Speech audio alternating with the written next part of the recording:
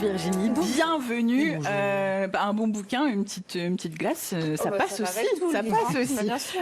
Il en reste, vous inquiétez pas, il y en aura pour vous aussi. Vous êtes du Bibliovore d'Orléans, vous venez nous parler bouquin aujourd'hui, votre sélection du jour. Qu'est-ce qu'on lit au bord de la piscine avec un petit sorbet, beau sorbet? Et bien là, je suis partie sur des livres qui parlent un petit peu d'histoire. D'accord. Voilà. Donc on va commencer avec Éric Foissier, le Bureau des affaires occultes, qui est assez récent celui-ci. Là, on va partir dans le Paris de 1830. On va suivre un jeune inspecteur qui vient d'être affecté au Bureau des affaires occultes, qui est une équipe qui a été créée par Vidocq et qui va avoir pour mission d'élucider des crimes un petit peu surnaturel. D'accord, c'est ce que j'avais demandé, qu'est-ce que ça sous-entend affaires occultes? Voilà. Ouais. Mais bon, je vous dis pas tout. Évidemment, il y a toujours une explication un petit peu logique quand même derrière. Ok. Voilà. Et donc il y a une enquête à l'intérieur de ce livre? Il y a une enquête, mais derrière, il y a quand même...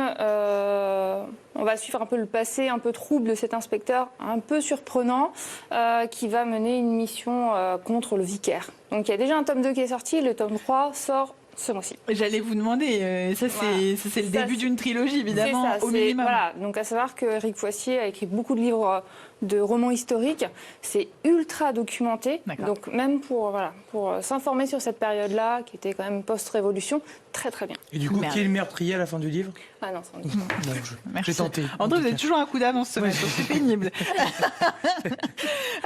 Deuxième livre que vous avez choisi pour nous ce matin, est-ce que c'est Fortlandia? Oui, c'est ça. Donc là, on va faire un bond dans le temps de 100 ans, on va aller dans les années 1930. Okay. Là, cette fois-ci, on va suivre Luther, qui est un jeune journaliste juif, qui va essayer de se rapprocher de Henry Ford, donc le magnat automobile qu'on connaît, qui relayait des thèses antisémites dans son journal d'entreprise. Donc à savoir que Henry Ford, c'était un proche d'Hitler, il entretenait une correspondance quand même. Enfin, pour de vrai ou dans ce livre? Pour de vrai. Ah d'accord. Voilà, donc il y a des bases historiques vraies, et après, bon, l'auteur va broder autour.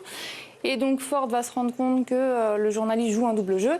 Il va l'envoyer donc à Fordlandia, qui a aussi existé, ça aussi c'est véridique, qui était donc sa plantation de caoutchouc au Brésil. D'accord. Et donc là, on va découvrir l'Amazonie sauvage.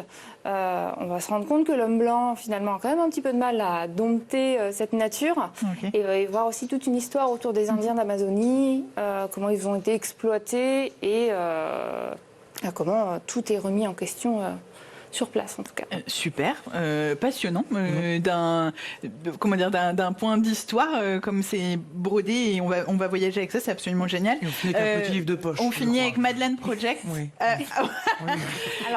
Alors ça peut faire peur, mais faut pas avoir peur. Non, voilà, le format est surprenant, mais parce que le projet de base l'est aussi. Ah oui, fascinant. Voilà, donc on va suivre là. Donc, on revient dans les années 2000. Et on revient dans la région aussi. Voilà, donc Clara va s'installer dans un nouvel appartement. Et je ne pense pas qu'elle avait l'idée de ce projet-là quand elle a emménagé. Parce qu'en fait, quand elle va ouvrir la cave, elle va trouver plein d'objets appartenant à l'ancienne propriétaire, qui était donc Madeleine. Donc elle va trouver des magazines, beaucoup de photos, des carnets, et elle va se prendre de passion pour ces objets, les étudier et partir à la trace, donc vraiment voyager pour arriver à retracer toute la vie de cette Madeleine. La vie. Et donc elle a fait ça pendant 2 ans sur Twitter, donc d'où l'épaisseur du livre, c'est qu'en fait c'est toute son enquête.